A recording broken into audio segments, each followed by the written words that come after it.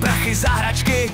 Proč mají rádi rychlost motorů, řev, ostrý zatáčky? Proč mají v krvi toulání a adrenalin? Snad může za to droga zvaná dopamin. Ten příval štěstí, když se řídíš jako drak, ten nepřekryje žádnej hustej černočernej mrak. Ten pocit, ten je k nezaplacení a nevyváží ho snad žádný sebevětší mění. Já si lítám, i když jen zprostředkovaně ta touha skrytá, a sny, co schovávám si do dlaně, mě nutí stále něco podnikat a blbnout, jančit, skotačit, i kdybych andělíčky měl pak polikat. Změnu vítá ten ve mně věčnej kluk, možná zítra bude mi už všechno taky fuk. No a tak žiju, jako bych už zítra nebyl, tak promiňte mi, že se někdy chovám jako debil.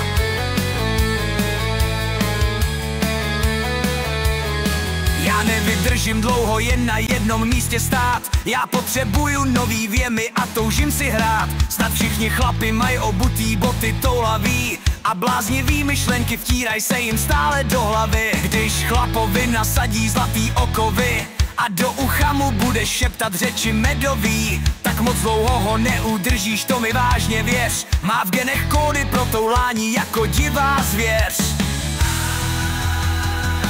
Já si lítám, i když jen zprostředkovaně ta tuha skrytá, a sny, co schovávám si do dlaně, mě nutí stále něco podnikat a blbnout, jančit, skotačit, i kdybych andělíčky měl pak polikat.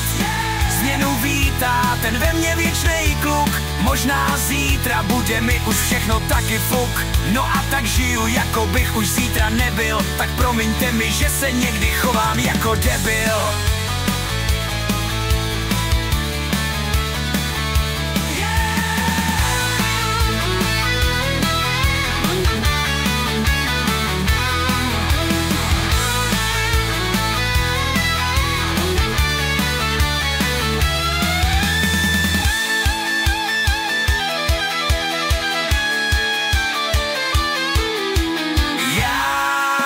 Lítám, i když jen zprostředkovaně ta tuha skrytá,